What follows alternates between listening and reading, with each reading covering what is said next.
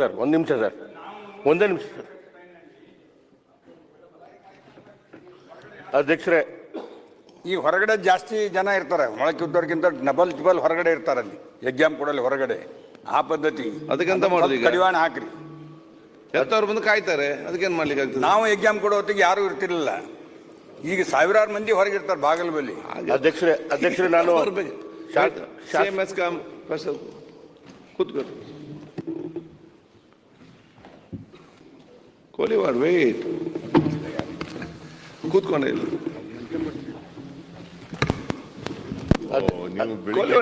ಮುಖ್ಯಮಂತ್ರಿಗಳು ಬಂದಿದ್ದಾರೆ, ನೀವು ಯಾಕೆ ಇದು ಮಾಡ್ತೀರಿ? Good morning sir. SSLC ಈಗೆಲ್ಲ ವಿಶ್ ಮಾಡ್ತಾ ಇದ್ದಾರೆ, ನೀವೊಂದು ಸುಮ್ಮನೆ ವಿಶ್ ಮಾಡಿದ್ರಿ ಸರ್, ಎಲ್ಲರೂ ಮಾಡಿದ್ರು ವಿಶ್ ಮಾಡಿ. ಮಾನ್ಯ ಸಭಾಧ್ಯಕ್ಷರೇ, ಇವತ್ತಿನಿಂದ SSLC ಪರೀಕ್ಷೆ ಪ್ರಾರಂಭ ಆಗ್ತಾ ಇದೆ. ನಮ್ಮ ಸರ್ಕಾರ ಎಲ್ಲ ವಿದ್ಯಾರ್ಥಿಗಳಿಗೆ ಫ್ರೀಯಾಗಿ ಬಸ್ನಲ್ಲಿ ಕರ್ಕೊಂಡು ಹೋಗ್ತೀವಿ, ಸರ್ಕಾರಿ ಬಸ್ಗಳಲ್ಲಿ. ಸೊ ನಾನು ಕಳೆದ ವರ್ಷ ಒಂದು ತೀರ್ಮಾನ ಮಾಡಿದೆ, ಯಾರಿಗೂ ಗ್ರೇಸ್ ಮಾರ್ಕ್ಸ್ ಕೊಡಬಾರ್ದು ಅಂತೇಳಿ.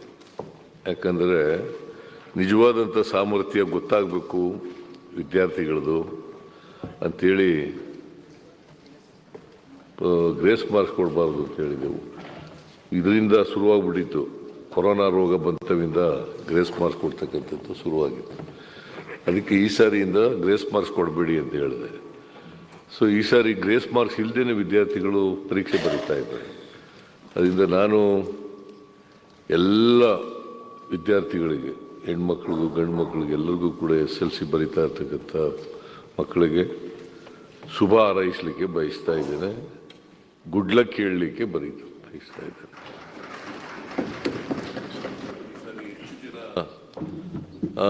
ತೇರ್ಗಡೆ ಆಗಲಿ ಅಂತೇಳಿ ಪ್ರಾರ್ಥನೆ ಮಾಡ್ತೇನೆ.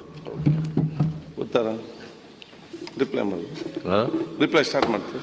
ಶುರು ಮಾಡೋಣ. ಹೌದು, ಕೊಡಪ್ಪ. ರಿಪ್ಲೈ ಆದ ನಂತರ SSLC ಬಗ್ಗೆ ಸರ್. ಇಲ್ಲ ಯಾರಿಲ್ಲ, ಕೂತ್ಕೊಳ್ಳಿ. ಅಲ್ಲ, ಕೊಲಿವಾರ್ ಕೂತ್ಕೊಳ್ಳಿ. ಮಾನ್ಯ ಮುಖ್ಯಮಂತ್ರಿ ಈಗ